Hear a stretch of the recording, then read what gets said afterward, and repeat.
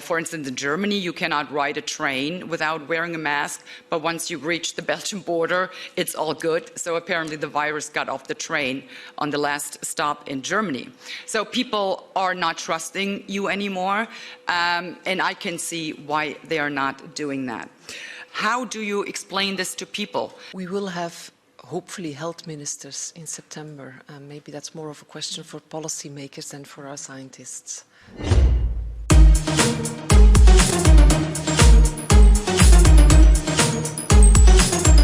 Yes, thank you very much. Basically, I have a question regarding the follow the science. If it is about following the science, and it was said here that people didn't trust the scientists anymore, they didn't trust government anymore, but can you really blame people? Because we had this absurd situation here in the House that the mandatory masks, they fell a few weeks back, but in Belgium, all of the restrictions fell in May of last year. So we had this absurd situation that we ran around in this house wearing masks because of this deadly virus. And then we left the house, went across the street to Place Luxembourg, and then we sat all together and shared a meal and sitting rather closely. So if it is about following the science, shouldn't apply science everywhere and at every time and to all people, not depending on where you are. For instance, in Germany, you cannot ride a train without wearing a mask, but once you reach the Belgian border, it's all good. So apparently the virus got off the train on the last stop in Germany.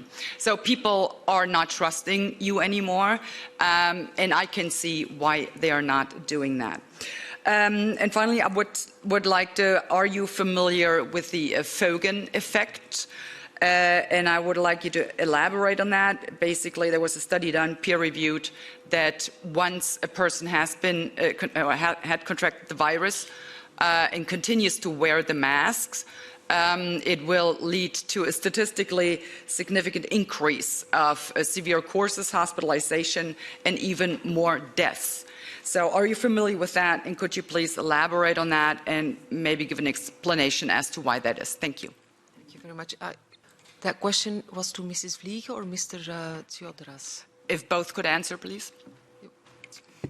I'll try, but we don't have the time for that in the ping-pong method. It doesn't work like that. But Mrs. Vliegen, and then to Mr. Theodoras, if you can be really very brief. Sure, I'll be very brief in terms of follow the science. I think science is not, again, it's not a black or white thing. It's evolving insights. It is data that we interpret with different methods.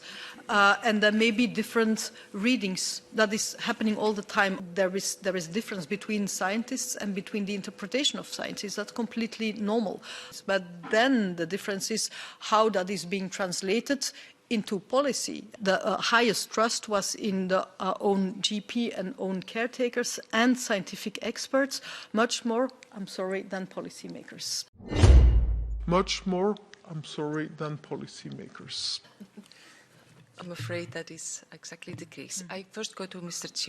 Theodoras, please. Yes, I would like to say that science should guide us. Lack of consistency in messaging about science is, of course, not helping with public health measures. With regards to the Fogen effect that you mentioned, of course, it's a mathematical modeling exercise, again, based on in vitro data. But right now, there's no population evidence in a real-life situation verifying this effect. We will wait and see. Just a brief follow-up. So what I was actually getting at was, there is the science, but the restrictions that were imposed on the people, they simply did not make any sense. And I would like to maybe come up with a solution for this, because it's not reasonable for people sitting in this house wearing masks and leaving the house across the street, and then no masks are required anymore. How do you explain this to people if you want them to adhere to these restrictions? We will have hopefully health ministers in September. Maybe that's more of a question for policymakers than for our scientists. What? Wie bitte? We will have hopefully health ministers in September. Maybe that's more of a question for policymakers than for our scientists.